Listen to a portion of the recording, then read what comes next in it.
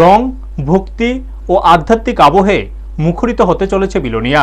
Billionaire ঐতিহ্যবাহী স্মৃতি মন্দির প্রাঙ্গণে শুরু হলো ৪৯তম দোল উৎসব ও ভক্ত মিলন অনুষ্ঠান। পরম পূজনীয় শ্রী শ্রী রাম ঠাকুরের পদস্পর্শধন্য পুণ্যপীঠ শ্রী রাম নিবাসে রবিবার সকাল ১০টায় যাত্রী নিবাসের শুভ উদ্বোধনের মধ্য দিয়ে উৎসবের সূচনা হয়। উদ্বোধন করেন সপ্তম মহন্ত মহারাজ শ্রীমৎ কালীপদ ভট্টাচার্য। পরে সকাল ১১টায় তিনি ভক্তদের মধ্যে নাম বিতরণ করেন। বিকেল ৩টা ৩০ মহন্ত মহারাজের উপস্থিতিতে ঠাকুর প্রসঙ্গ ও বেদবাণী পাঠ অনুষ্ঠিত হয়। ৫:৩০টায় গঙ্গা আনয়নের মধ্য দিয়ে আনুষ্ঠানিকভাবে ৪৯তম বাৎসরিক দোল উৎসবের কার্যক্রম শুরু হয়। আগামী ৪ঠা মার্চ মহাপ্রসাদ বিতরণ এবং ৫ই মার্চ ভোরে নগর কীর্তনের মধ্য দিয়ে উৎসবের সমাপ্তি ঘটবে।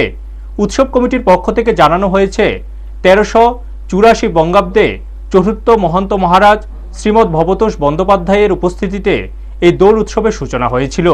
দীর্ঘ সময় পর এবার সপ্তম মহন্ত মহারাজের উপস্থিতিতে উৎসব নতুন তাৎপর্য পেয়েছে। দোল উৎসব উপলক্ষে দেশ বিদেশের বহু ভক্তের সমাগম ঘটবে বলে আশা করা হচ্ছে। প্রতিদিন অন্নপ্রসাদের ব্যবস্থা থাকবে এবং দূর দূরান্ত থেকে আগত ভক্তদের রাত্রি যাপনের জন্য যাত্রী নিবাসের বিশেষ ব্যবস্থা রাখা হয়েছে। উৎসব সম্পর্কে বিস্তারিত জানান আশ্রম কমিটির সম্পাদক মৃণাল দত্ত গুপ্ত, বরিষ্ঠ সদস্য লিটন মালাকার এবং কার্যকরী সদস্য শ্যামল দত্ত। আশ্রম কমিটির পক্ষ থেকে সকলকে সাদর আমন্ত্রণ জানানো হয়েছে এবং উৎসব পরিচালনায় সবার সহযোগিতা কামনা করা হয়েছে। ব্যুরো রিপোর্ট, নিউজ তৎকাল 24। জয় রাম, জয় গোবিন্দ। শ্রী শ্রী রাম ঠাকুর স্মৃতি মন্দির শ্রীরাম নিবাস এর ৪৯তম বার্ষিক দোল উৎসব উপলক্ষে আজকের ভক্তদের উপস্থিতি একান্ত আমি কামনা করি। আজকে এই অনুষ্ঠানে সমস্ত কিছু আলোচনা করার জন্য আমি ফণি মালাকারের মেজর ছেলে শ্রী লিটন মালাকারকে বলার জন্য কিছু। জয় রাম।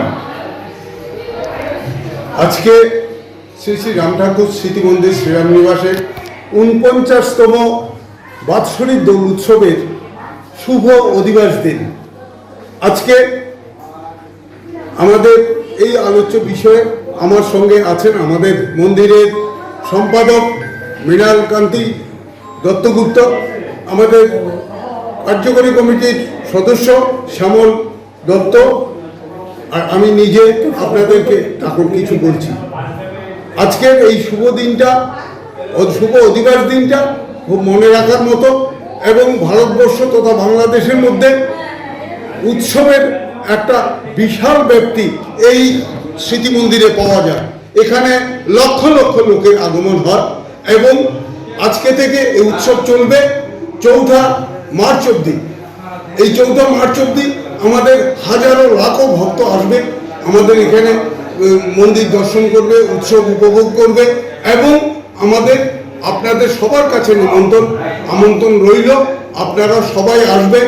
এখানে আমাদের অন্ন ব্যঞ্জনাদির ব্যবস্থা যেটা করা আছে আপনারা সবাই নির্দ্বিধায় নেবেন এবং আমাদের এই সমস্ত যাত্রী নিবাস আছে দূর দূরান্ত থেকে যারা আসছে তাদের সবার আমাদের সাধ্য অনুযায়ী আমরা থাকার ব্যবস্থা করছি।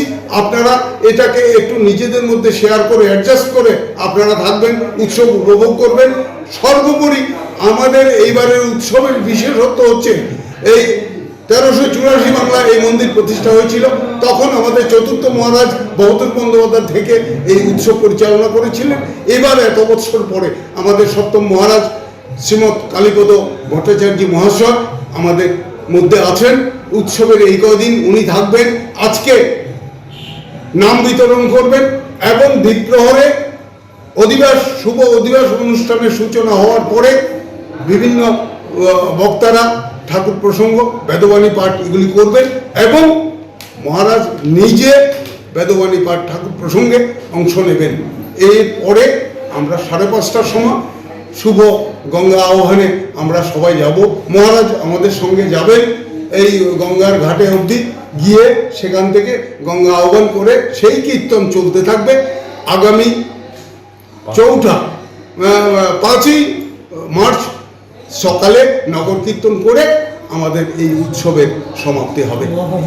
মহাপ্রসাদ আমাদের 4 তারিখ আপনারা সবাই নির্দ্বিধায় দুপুর 1টা থেকে আরম্ভ করে মহাপ্রসাদ গ্রহণ করবেন। এটা আমাদের মন্দির কমিটির তরফ থেকে নিমন্ত্রণ।